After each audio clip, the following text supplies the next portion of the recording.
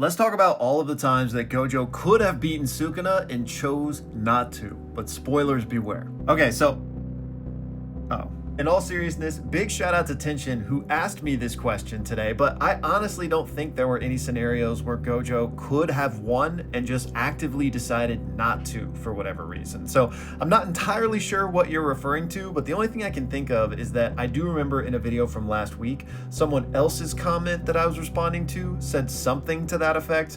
But again, I didn't know what they were referencing there. But just in terms of being as good as faith as possible, there's really only two places that I think you could make an argument that like maybe Gojo could have won if he had done something else. The first would be this moment right here where Sukuna was afflicted with unlimited void and we saw Gojo just dive toward him in order to like rip his heart out or do something else and win the fight. Now obviously Maharaga got in his way and that never happened, right? But maybe if Gojo hadn't have like dove forward in order to deal with Sukuna in whatever way he was planning and instead had just blasted off a hollow purple, completely killing Sukuna and Megami, then he could have won there, but I don't even think that was something that was crossing his mind in this moment. And then the only other time would of course be this time where Gojo had kind of won for all intents and purposes, but then let his guard down and got, you know. Of course, if he hadn't let his guard down, had dodged the world cutting slash, then maybe he would have finished up the fight at that moment. But yeah, those kind of hypothetical what if scenarios aside, I don't really think there were any moments in the fight that Gojo could have won. But obviously I think he could have won, if that makes sense, because I think these two are equal and it's a toss-up on any given Sunday.